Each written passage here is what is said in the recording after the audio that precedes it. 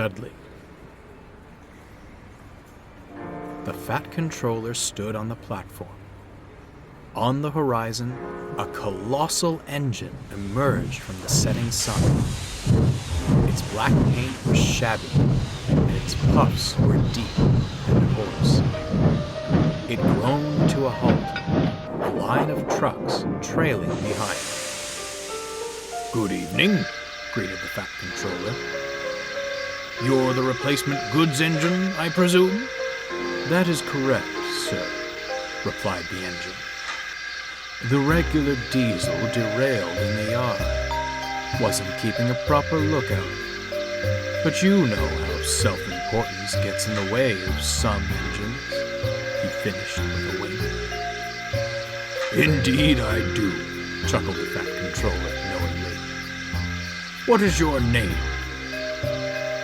"Dudley, sir. A pleasure to traverse your rails."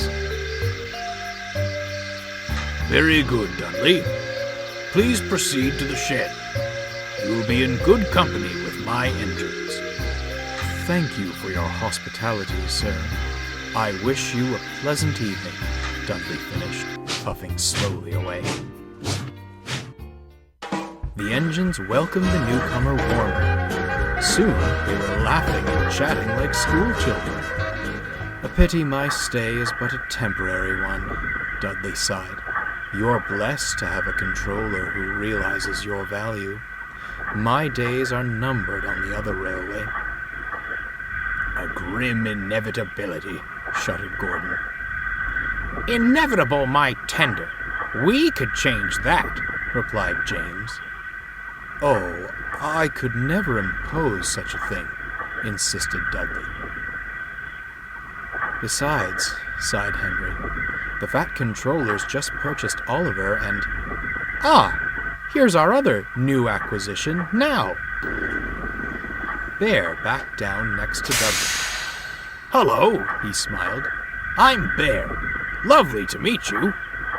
"Mutual, I'm sure," Dudley responded, unenthusiastically. "Will you be staying long, or—" "I say," Dudley interrupted, ignoring Bear. "Rumor has it one of you recently rescued 2 failed diesels." "That was me!" Henry beamed with pride, and began telling the story. Bear was stunned. "He gave me the cold buffer too," sighed Boko. "Living on the other railway likely hasn't painted us diesels in the best light." "Aye," agreed Donald. "Dinna take it to heart, Bear. Dougie and I needed time to come round. He'll find you're a good sort." "I hope," Bear conceded, though he couldn't help feeling hurt. "It was a pleasure to make your acquaintances," Dudley announced the next morning. "If our paths never cross again, I wish you nothing but smooth runnings." With a blast of his whistle, he went to fetch his return train. "What a shame," said Henry. "I wish there was something we could do." Despite his hurt feelings, Bear tried to be optimistic. "He seems a good sort," he smiled. "Things always work out in the end for honest, hard-working engines." The others said nothing. They only hoped Bear was right. With Duck running his branch line, Donald volunteered to shunt in the yard. He did it well, easily keeping the trucks and coaches in line. The others were grateful for his help. That morning, Donald brought the coaches for the first train to the platform. He shunted them into place, then hurried off to prepare a goods train.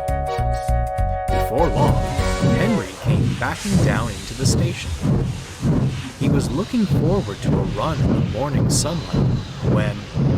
"Glory!" cried his driver. Instead of waiting at the platform, the coaches were fouling the points. "Stop! Stop!" groaned Henry. His brakes screeched, but it was too late.